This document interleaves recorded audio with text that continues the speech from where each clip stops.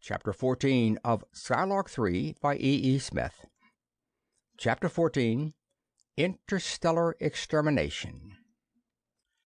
"I hate to leave this meeting. It's great stuff," remarked Seaton as he flashed down to the torpedo room at Fennor's command to send recall messages to all outlying vessels. "But this machine isn't designed to let me be in more than two places at once. Wish it were. Maybe after this fracas is over, we'll be able to incorporate something like that into it." The chief operator touched a lever, and the chair upon which he sat, with all its control panels, slid rapidly across the floor toward an apparently blank wall. As he reached it, a port opened, a metal scroll appeared, containing the numbers and last reported positions of all Fenachrone vessels outside the detector zone, and a vast magazine of torpedoes came up through the floor, with an automatic loader to place a torpedo under the operator's hand the instant its predecessor had been launched. "Get Peg here, quick, Mort. We need a stenographer. Till she gets here, see what you can do in getting those first numbers before they roll off the end of the scroll. No, hold it. As you were. I've got controls enough to put the whole thing on a recorder, so we can study it at our leisure." Haste was indeed necessary, for the operator worked with uncanny quickness of hand. One fleeting glance at the scroll, a lightning adjustment of dials in the torpedo, a touch upon a tiny button, and a messenger was upon its way. But quick as he was, Seaton's flying fingers kept up with him, and before each torpedo disappeared through the ether gate, there was fastened upon it a fifth-order tracer ray that would never leave it until the force had been disconnected at the gigantic control board of the Norlaminian projector. 1 flying minute passed, during which 70 torpedoes had been launched, before Seaton spoke. "Wonder how many ships they've got out, anyway. Didn't get any idea from the brain record. Anyway, Rovol, it might be a sound idea for you to install me some more tracer rays on this board. I've got only a couple of hundred, and that may not be enough, and I've got both hands full." Rovol seated himself beside the younger man, like one organist joining another at the console of a tremendous organ. Seaton's nimble fingers would flash here and there, depressing keys and manipulating controls, until he had exactly the required combination of forces centered upon the torpedo next to issue. He would then press a tiny switch and open a panel full of red-topped numbered plungers. The one next in series would drive home, transferring to itself the assembled beam and releasing the keys for the assembly of other forces. Rovol's fingers were also flying, but the forces he directed were seizing and shaping material as well as other forces. The Norlaminian physicist set up one integral, stepped upon a pedal, and a new red-top stop, precisely like the others and numbered in order, appeared as though by magic upon the panel at Seaton's left hand. Rovol then leaned back in his seat, but the red-top stops continued to appear, at the rate of exactly 70 per minute, upon the panel, which increased in width sufficiently to accommodate another row as soon as a row was completed. Rovol bent a quizzical glance upon the younger scientist, who blushed a fiery red, rapidly set up another integral, then also leaned back in his place, while his face burned deeper than before. "That is better, son. Never forget that it is a waste of energy to do the same thing twice with your hands, and that if you know precisely what is to be done, you need not do it with your hands at all. Forces are tireless, and they neither slip nor make mistakes." "Thanks, Rovol. I'll bet this lesson will make it stick in my mind, too." "You are not thoroughly accustomed to using all your knowledge as yet. That will come with practice, however, and in a few weeks you will be as thoroughly at home with forces as I am." "Hope so, Chief, but it looks like a tall order to me." Finally, the last torpedo was dispatched, the tube closed, and Seaton moved the projector back up into the council chamber, finding it empty. "Well, the conference is over. Besides, we've got more important fish to fry. War has been declared on both sides, and we've got to get busy." They've got 906 vessels out, and every one of them has got to go to Davy Jones's locker before we can sleep sound of nights. My first job'll have to be untangling those 906 forces, getting lines on each one of them, and seeing if I can project straight enough to find the ships before the torpedoes overtake them. Mort, you and Orlon, the astronomer, had better dope out the last reported position of each of those vessels, so we'll know about where to hunt for them. Rovol, you might send out a detector screen a few light years in diameter to be sure none of them slips a fast one over on us. By starting it right here and expanding it gradually, you can be sure that no phenochrone is inside it.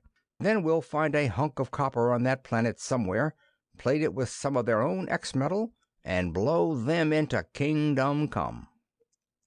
"May I venture a suggestion?" asked Drasnik, the first of psychology. "Absolutely.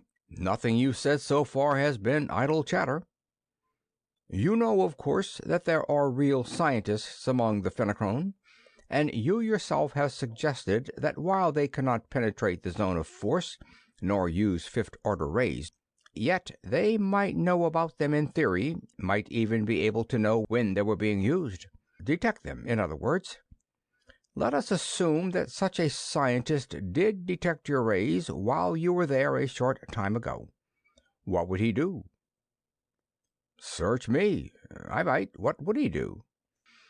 "He might do any one of several things, but if I read their nature aright, such a one would gather up a few men and women, as many as he could, and migrate to another planet. For he would of course grasp instantly the fact that you had used fifth-order rays as carrier waves, and would be able to deduce your ability to destroy. He would also realize that in the brief time allowed him, he could not hope to learn to control those unknown forces, and with his terribly savage and vengeful nature and intense pride of race, he would take every possible step both to perpetuate his race and to obtain revenge. Am I right?" Seaton swung to his controls savagely and manipulated dials and keys rapidly. "Right as rain, Drasnik. There, I've thrown around them a fifth-order detector screen that they can't possibly neutralize. Anything that goes out through it will have a tracer slapped onto it. But say, it's been half an hour since war was declared. Suppose we're too late? Maybe some of them have got away already, and if one couple of them has beat us to it, we'll have the whole thing to do over again 1,000 years or so from now. You've got the massive intellect, Drasnik. What can we do about it? We can't throw a detector screen all over the galaxy." "I would suggest that since you have now guarded against further exodus, it is necessary to destroy the planet for a time. Rovol and his co-workers have the other projector nearly done. Let them project me to the world of the phenochrone, where I shall conduct a thorough mental investigation.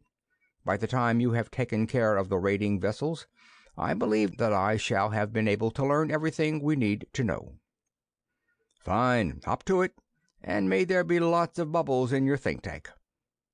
Anybody else know of any of the loopholes I've left open?"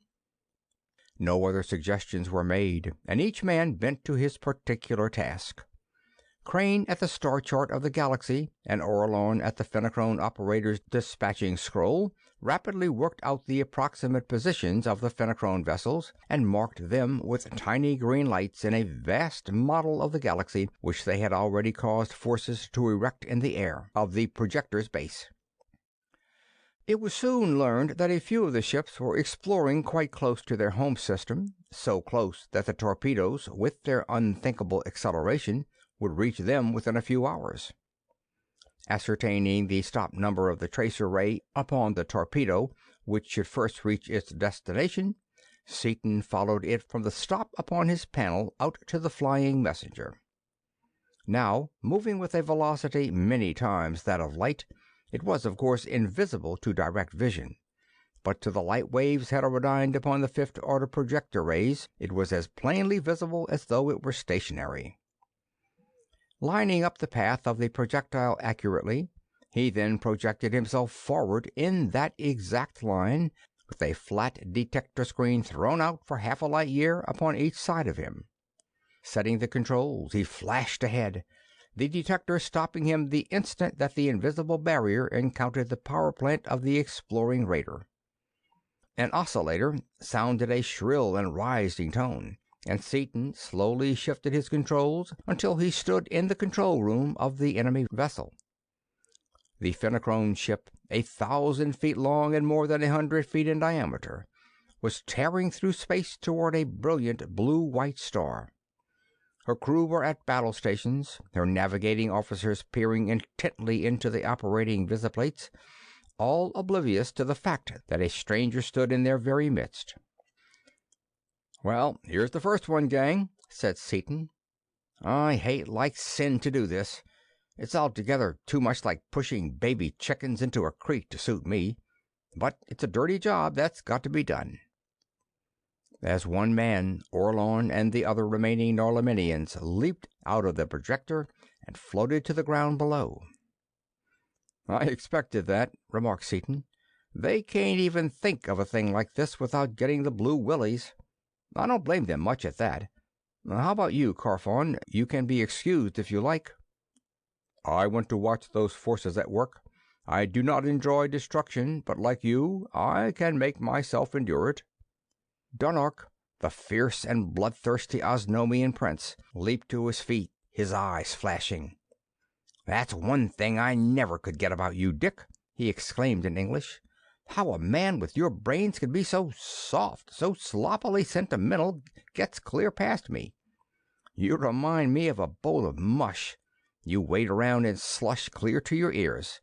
Faugh! It's their lives or ours. Tell me what button to push, and I'll be only too glad to push it. I wanted to blow up Urbania, and you wouldn't let me. I haven't killed an enemy for ages, and that's my trade. Cut out the sob sister act, and for cat's sake, let's get busy." "Attaboy, Dunark. That's telling 'em. But it's all right with me. I'll be glad to let you do it. When I say shoot, throw in that plunger there, number 63. Seaton manipulated controls until 2 electrodes of force were clamped in place, one at either end of the huge power bar of the enemy vessel, adjusted rheostats and forces to send a disintegrating current through that massive copper cylinder, and gave the word. Dunark threw in the switch with a vicious thrust, as though it were an actual sword which he was thrusting through the vitals of one of the awesome crew, and the very universe exploded around them, exploded into one mad coruscation of blinding, dazzling light, as the gigantic cylinder of copper resolved itself instantaneously into the pure energy from which its metal originally had come into being. Seaton and Dunark staggered back from the visiplates, blinded by the intolerable glare of light, and even Crane, working at his model of the galaxy, blinked at the intensity of the radiation. Many minutes passed before the 2 men could see through their tortured eyes. "Zowie! That was fierce!" exclaimed Seaton, when a slowly returning perception of things other than dizzy spirals and balls of flame assured him that his eyesight was not permanently gone. "It's nothing but my own fool carelessness, too. I should have known that with all the light frequencies in heterodyne for visibility, enough of that same stuff would leak through to make strong medicine on these visiplates, for I knew that that bar weighed 100 tons and would liberate energy enough to volatilize our Earth and blow the byproducts clear to Arcturus. How are you coming, Dunark? See anything yet?" "Coming along okay now, I guess, but I thought for a few minutes I'd been bloody well jobbed." "I'll do better next time. I'll cut out the visible spectrum before the flash and convert and reconvert the infrared. That'll let us see what happens without the direct effect of the glare. Won't burn our eyes out. What's my force number on the next nearest one, Mort?" 29. Seaton fastened a detector ray upon stop 29 of the tracer ray panel and followed its beam of force out to the torpedo hastening upon its way toward the next doomed cruiser. Flashing ahead in its line as he had done before, he located the vessel and clamped the electrodes of force upon the prodigious driving bar. Again, as Dunark drove home the detonating switch, there was a frightful explosion and a wild glare of frenzied incandescence far out in that desolate region of interstellar space.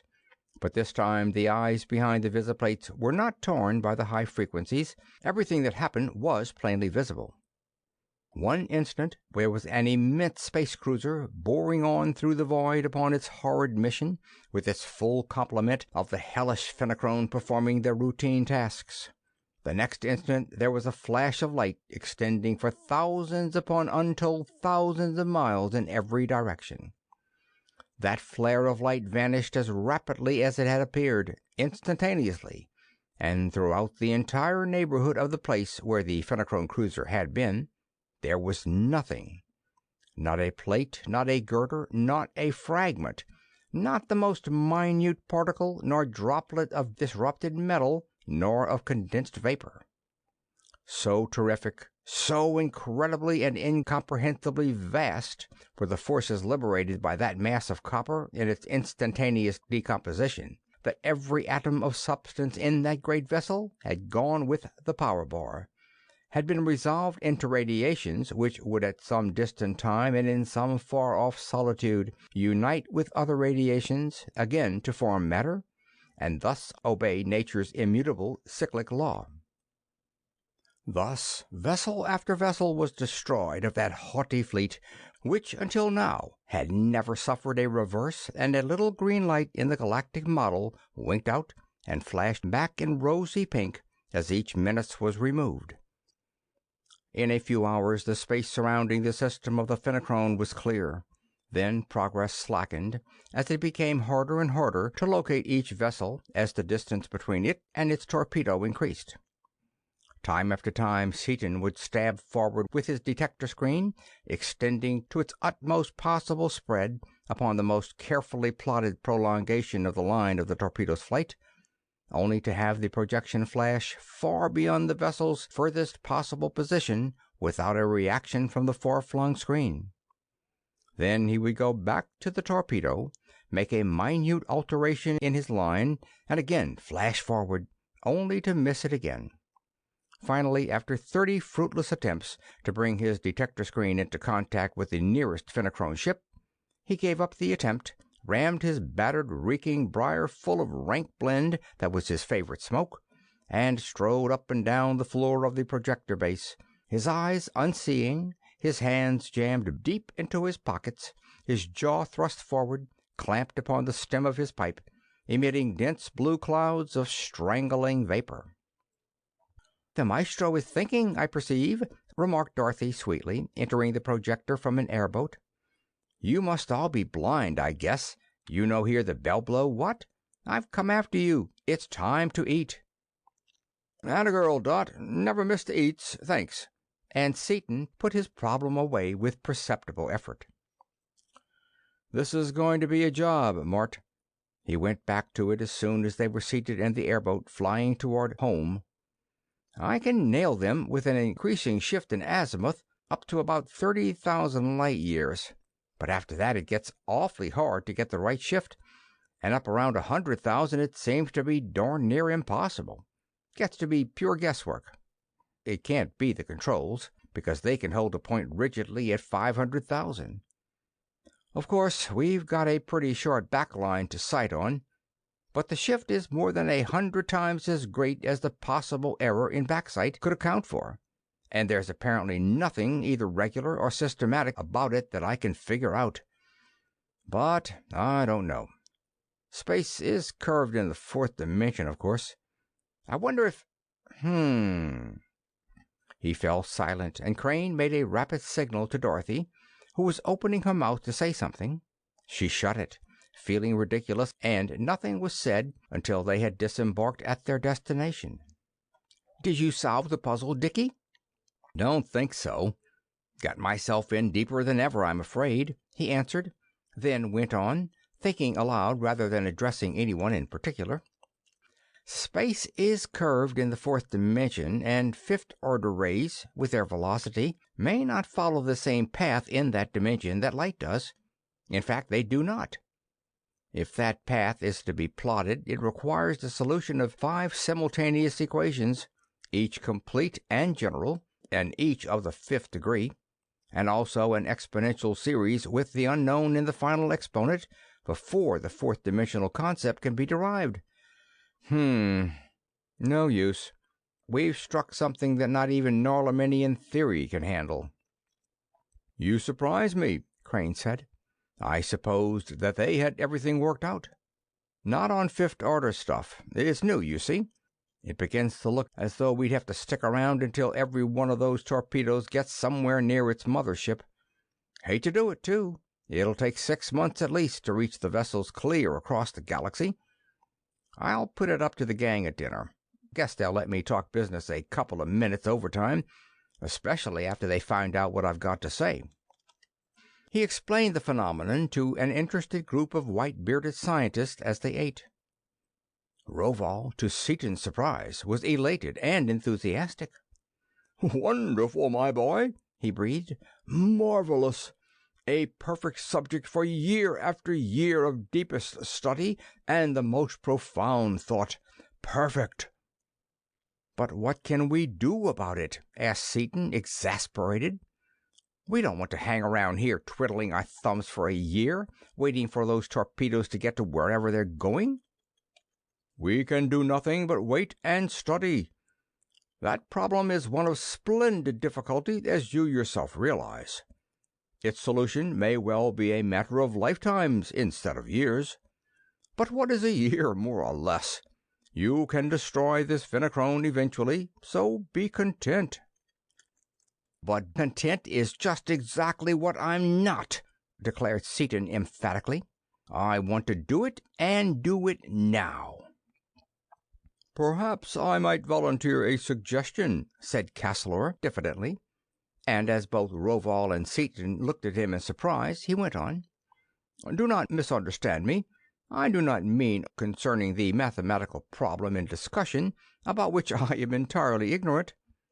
But has it occurred to you that those torpedoes are not intelligent entities, acting upon their own volition and steering themselves as a result of their own ordered mental processes? No, they are mechanisms in my own province, and I venture to say with the utmost confidence that they are guided to their destination by streamers of force of some nature, emanating from the vessels upon whose tracks they are." "Nobody home is right!" exclaimed Seaton, tapping his temple with an admonitory forefinger. "'S right, Ace. I thought maybe I'd quit using my head for nothing but a hat rack now, but I guess that's all it's good for yet. Thanks a lot for the idea.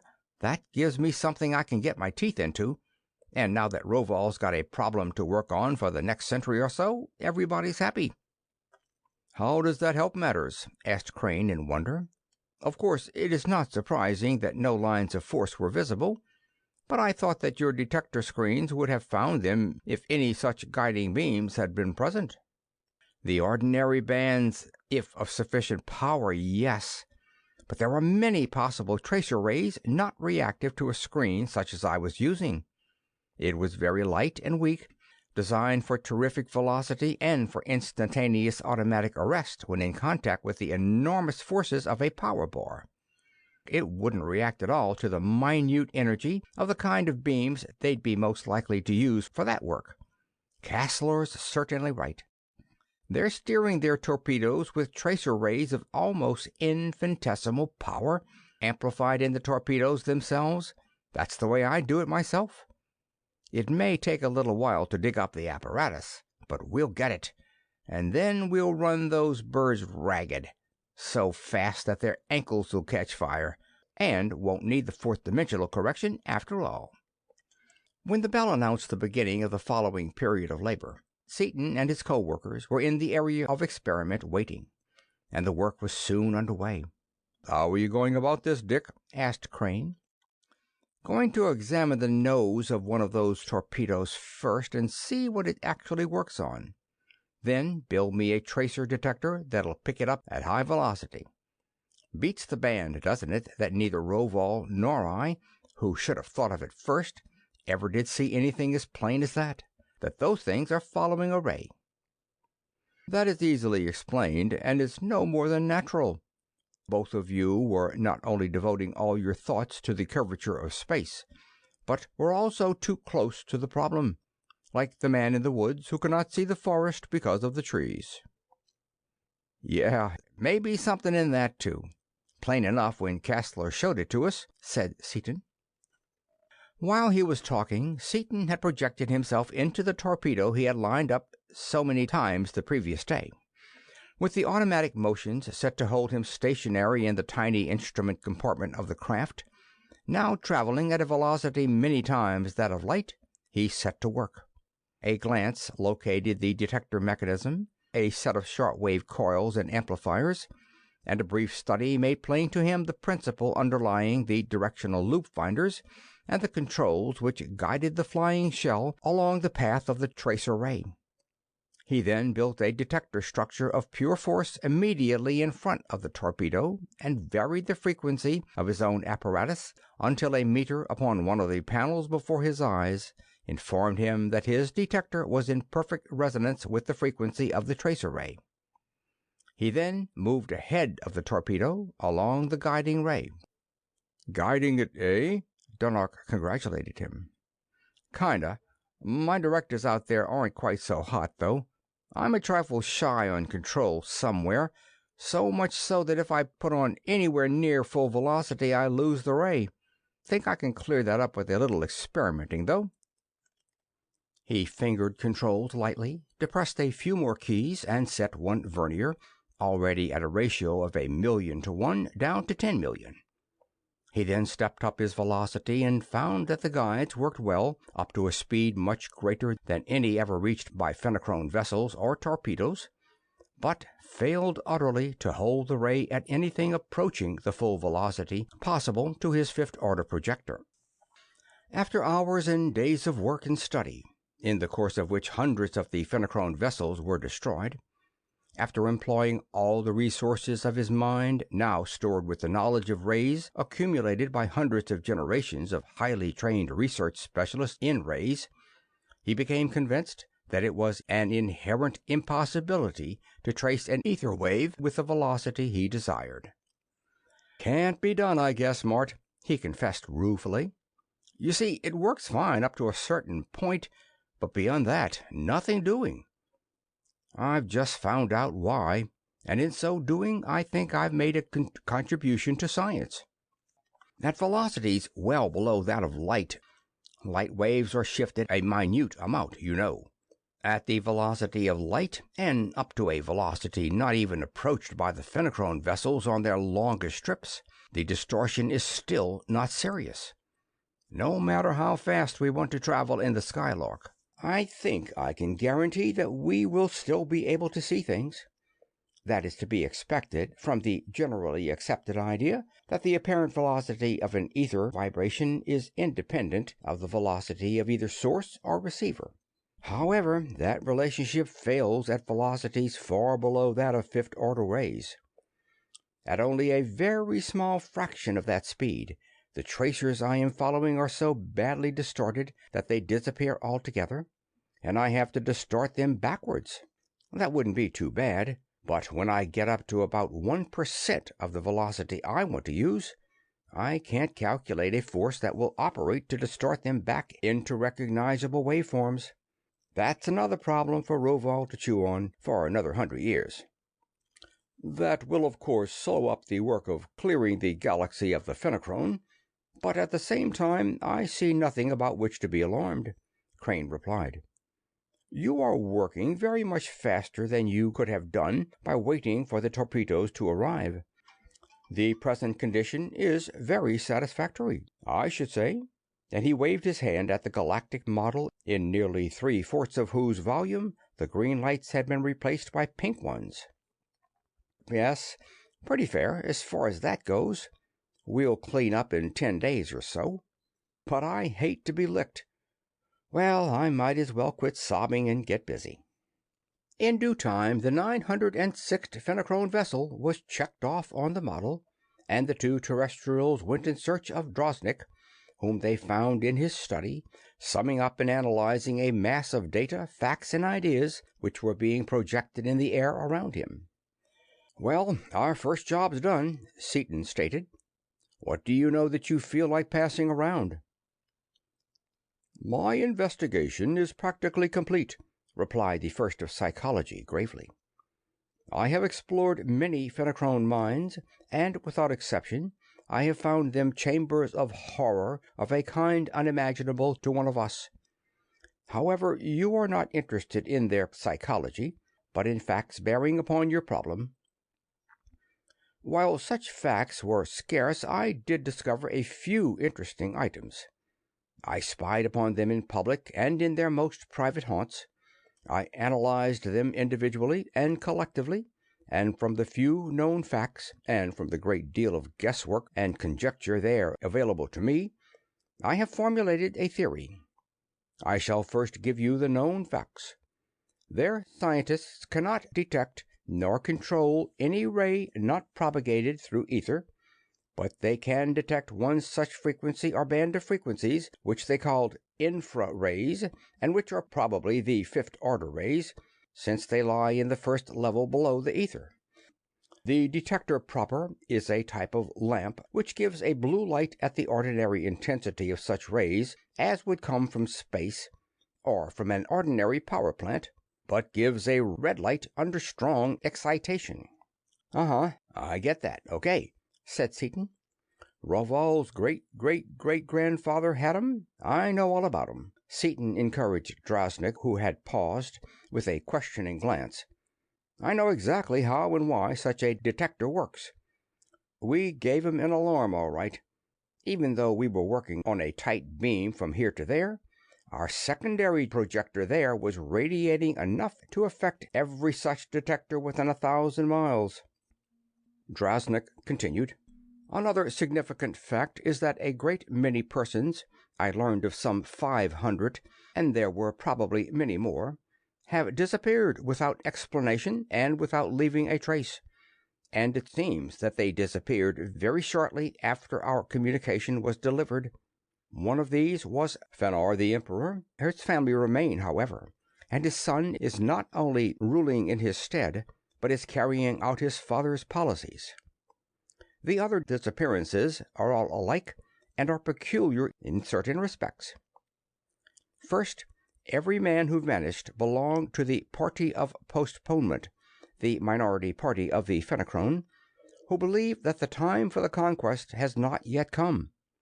Second, every one of them was a leader in thought in some field of usefulness, and every such field is represented by at least one disappearance. Even the army, as General Fenimol, the commander-in-chief, and his whole family are among the absentees.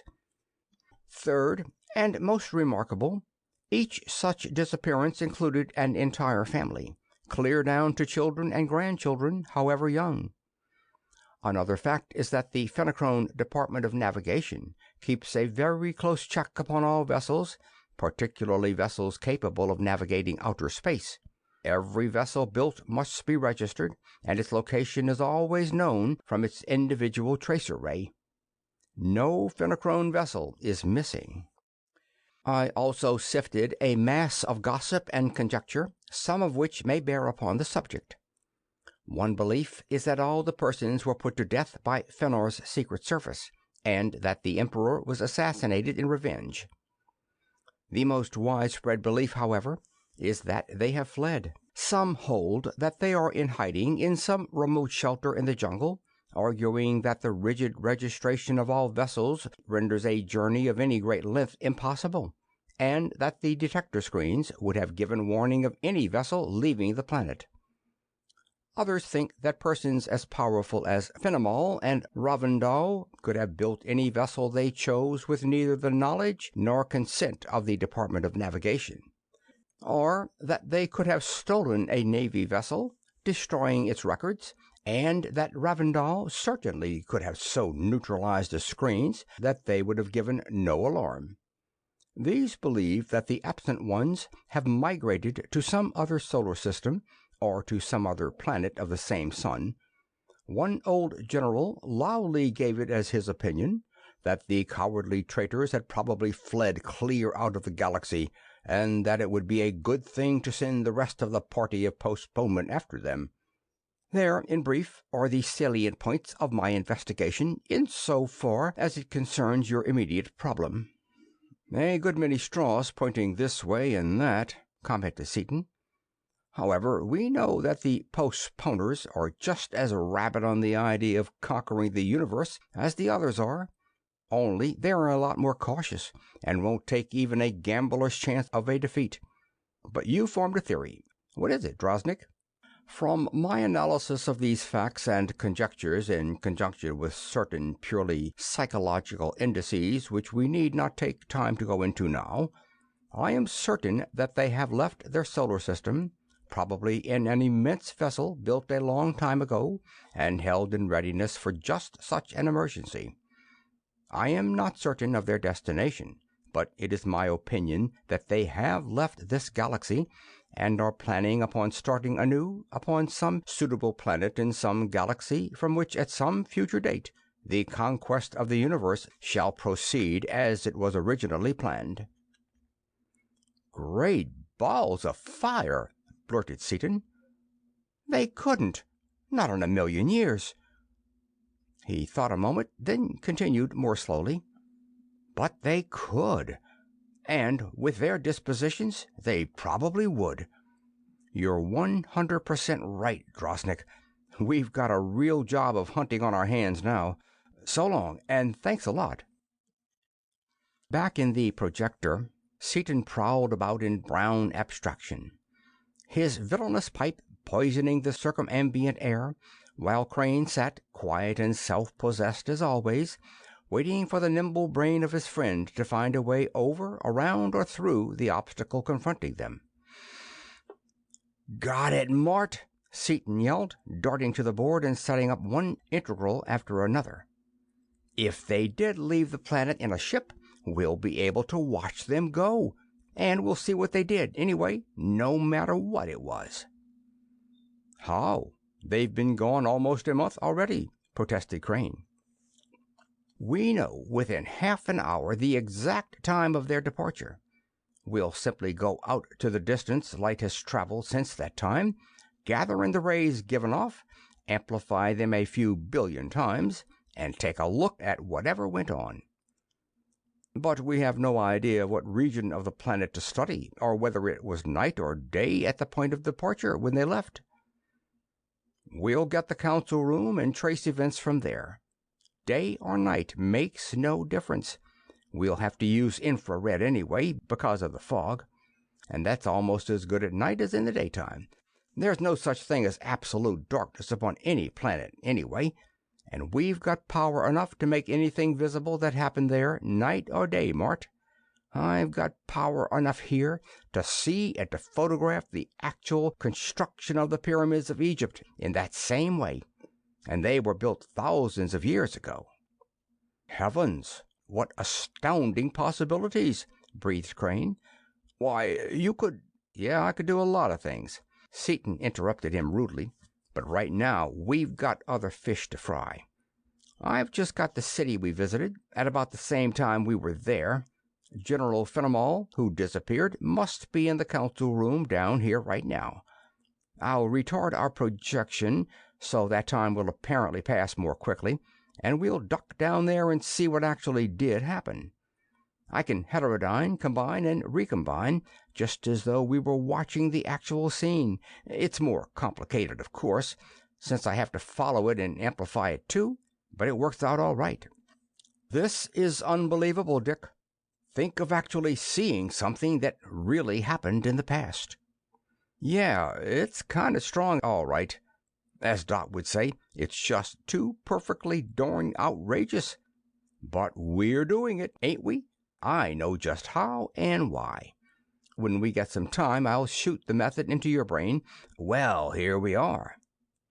Peering into the visiplates, the two men were poised above the immense central cone of the capital city of the Fenachrone. Viewing with infrared light as they were, the fog presented no obstacle, and the indescribable beauty of the city of concentric rings and the wonderfully luxuriant jungle growth were clearly visible. They plunged down into the council chamber and saw Fenor, Ravindal, and Fenimol deep in conversation. "With all the other feats of skill and sorcery you have accomplished, why don't you reconstruct their speech also?" asked Crane with a challenging glance. "Well, old Doubting Thomas, it might not be absolutely impossible at that. It would mean two projectors, however, due to the difference in speed of sound waves and light waves. Theoretically, sound waves also extend to an infinite distance, but I don't believe that any possible detector and amplifier could reconstruct a voice more than an hour or so after it had spoken. It might, though. We'll have to try it sometime and see. You're fairly good at lip reading, as I remember it. Get as much of it as you can, will you?" As though they were watching the scene itself as it happened, which in a sense they were, they saw everything that had occurred. They saw Fenor die, saw the general's family board the airboat, saw the orderly embarkation of Ravindal's organization. Finally, they saw the stupendous takeoff of the first intergalactic cruiser, and with that takeoff, Seaton went into action. Faster and faster he drove that fifth-order beam along the track of the fugitive, until a speed was attained beyond which his detecting converters could not hold the ether rays they were following. For many minutes Seaton stared intently into the visiplate, plotting lines and calculating forces. Then he swung around to Crane. "Well, Mart, noble old bean, solving the disappearances was easier than I thought it would be. But the situation, as regards wiping out the last of the Fenachrone, is getting no better fast. I glean from the instruments that they are heading straight out into space, away from the galaxy, and I assume that they are using their utmost acceleration." "I'll say they're traveling.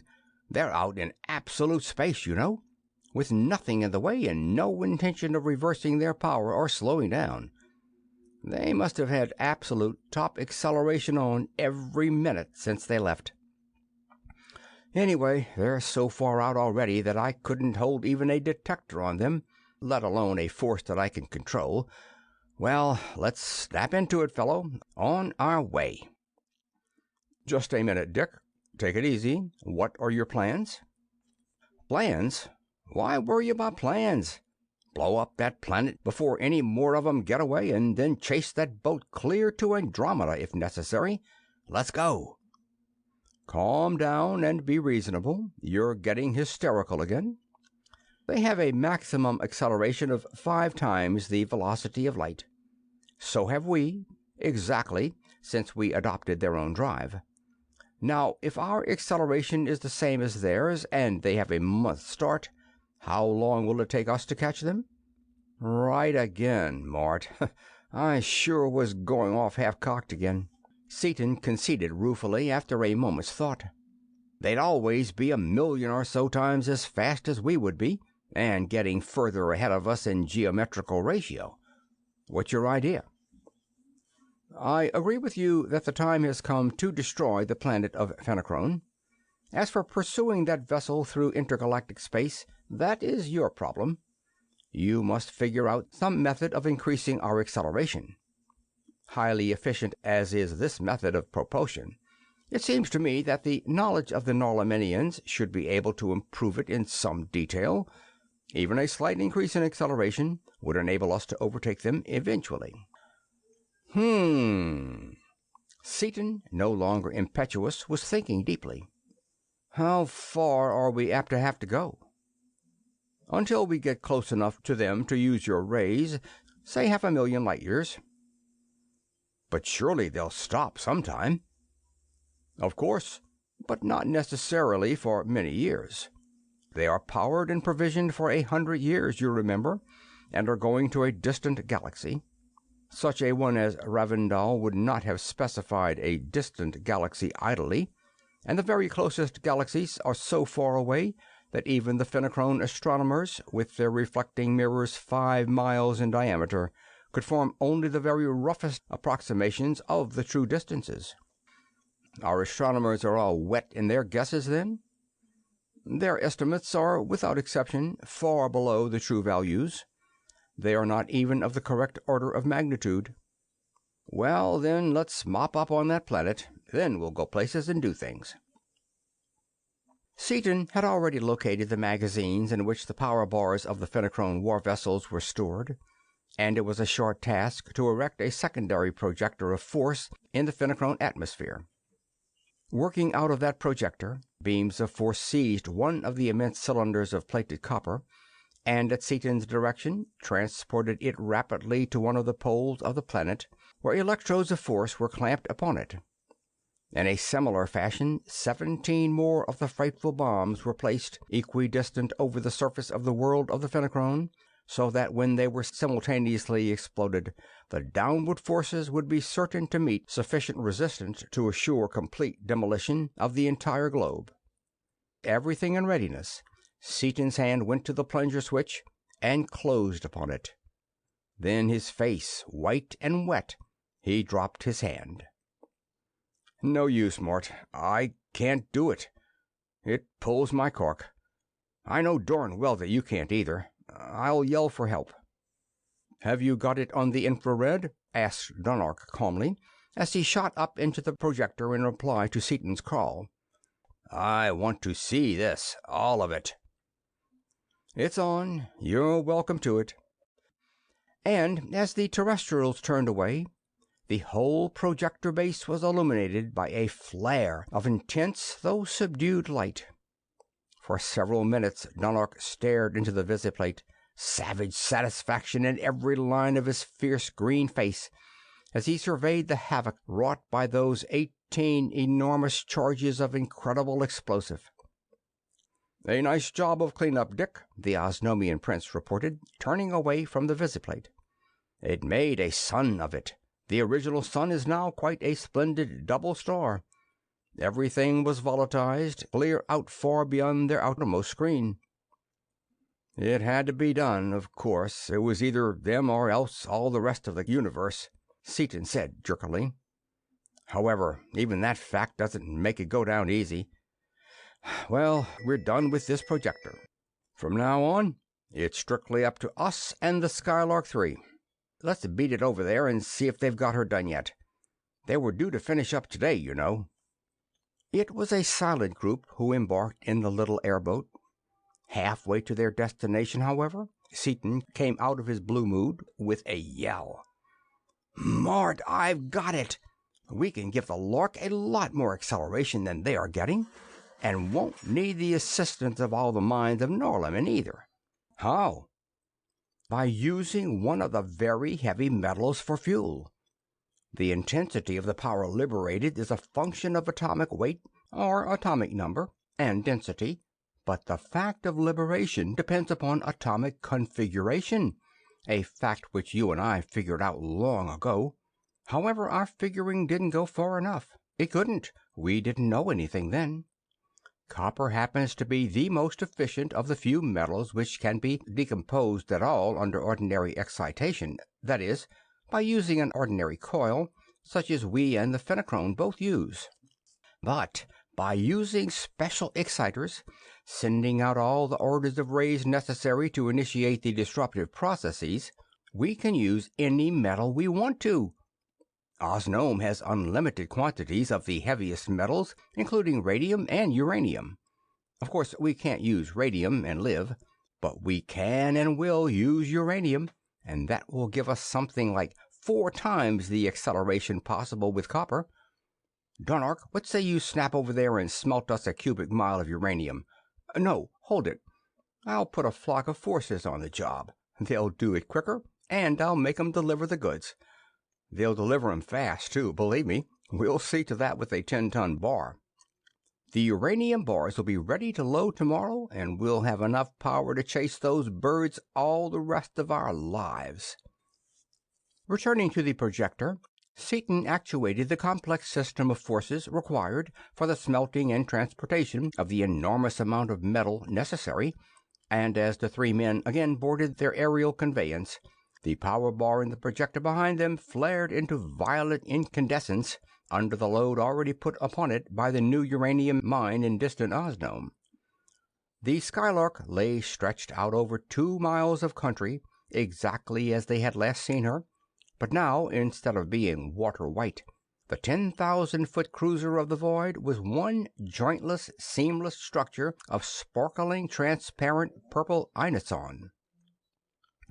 Entering one of the open doors, they stepped into an elevator and were whisked upward into the control room, in which a dozen of the aged, white-bearded students of Norlamin were grouped about a banked and tiered mass of keyboards, which Seaton knew must be the operating mechanism of the extraordinarily complete fifth-order projector he had been promised. "Ah, youngsters, you are just in time. Everything is complete, and we are just about to begin loading. Sorry, Rovol, but we'll have to make a couple of changes. Have to rebuild the exciter, or build another one." And Seaton rapidly related what they had learned and what they had decided to do. "Of course, uranium is a much more efficient source of power," agreed Rovol, "and you are to be congratulated for thinking of it. It perhaps would not have occurred to one of us, since the heavy metals of that highly efficient group are very rare here. Building a new exciter for uranium is a simple task, and the converters for the corona loss will, of course, require no change, since their action depends only upon the frequency of the emitted losses, not upon their magnitude." "Hadn't you suspected that some of the Fenachrone might be going to lead us a lifelong chase?" asked Dunark curiously.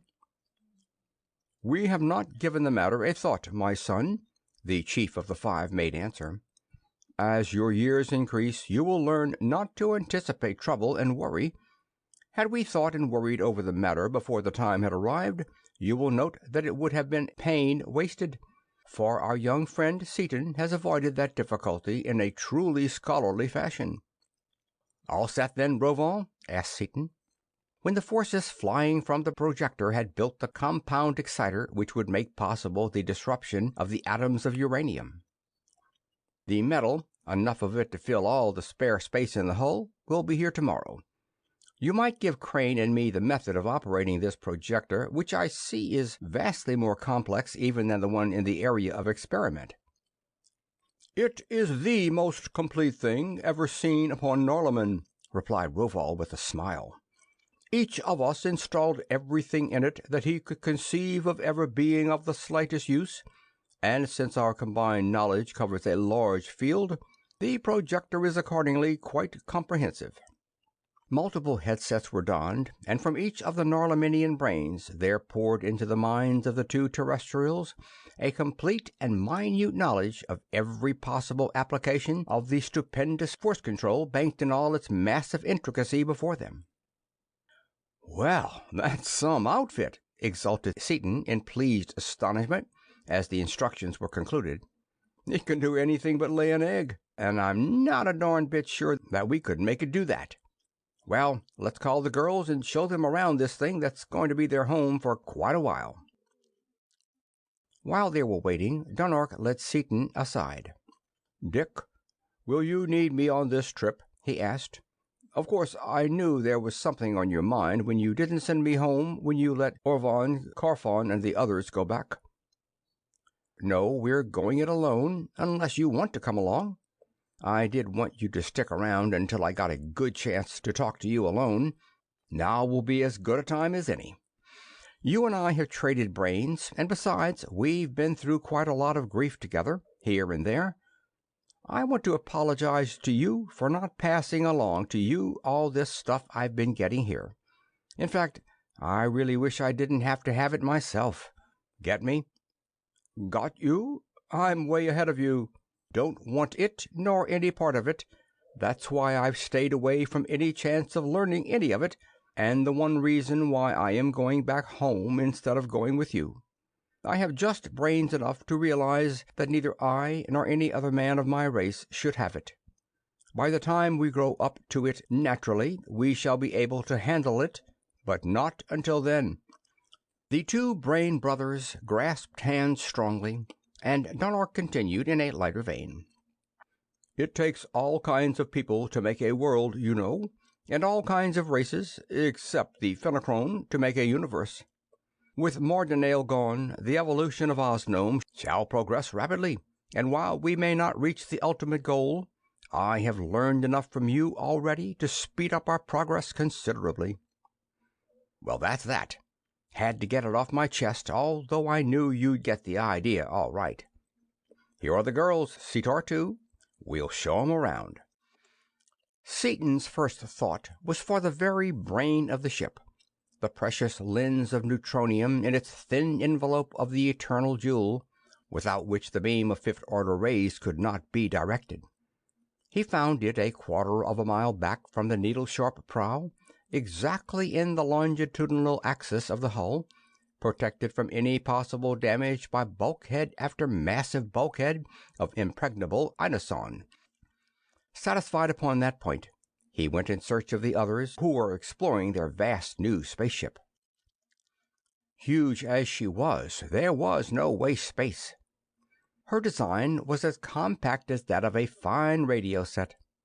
The living quarters were grouped closely about the central compartment, which housed the power plants, the many ray generators and projectors, and the myriads of controls of the marvelous mechanism for the projection and direction of fifth-order rays. Several large compartments were devoted to the machinery which automatically serviced the vessel: refrigerators, heaters, generators, and purifiers for water and air, and the numberless other mechanisms which would make the cruiser a comfortable and secure home, as well as an invincible battleship, in the heartless, lightless, airless, matterless waste of illimitable intergalactic space. Many compartments were for the storage of food supplies, and these were even then being filled by forces under the able direction of the First of Chemistry. All the comforts of home, even to the labels. Seaton grinned as he read Dole Number 1 upon cans of pineapple, which had never been within thousands of light years of the Hawaiian Islands, and saw quarter after quarter of fresh meat going into the freezer room from a planet upon which no animal other than man had existed for many thousands of years. Nearly all the remaining millions of cubic feet of space were for the storage of uranium for power, a few rooms already having been filled with ingot inoson for repairs. Between the many bulkheads that divided the ship into numberless airtight sections, and between the many concentric skins of purple metal that rendered the vessel spaceworthy and sound, even though slabs many feet thick were to be shown off in any direction, in every nook and cranny could be stored the metal to keep those voracious generators full fed, no matter how long or how severe the demand for power. Every room was connected through a series of tubular tunnels, along which force-propelled cars or elevators slid smoothly, tubes whose walls fell together into airtight seals at any point in case of a rupture. As they made their way back to the great control room of the vessel, they saw something that, because of its small size and clear transparency, they had not previously seen. Below that room, not too near the outer skin, in a specially built spherical launching space, there was Skylark 2, completely equipped and ready for an interstellar journey on her own account. "Why, hello, little stranger," Margaret called. "Rovol, that was a kind thought on your part. Home wouldn't quite be home without our old Skylark, would it, Martin?" "A practical thought as well as a kind one," Crane responded.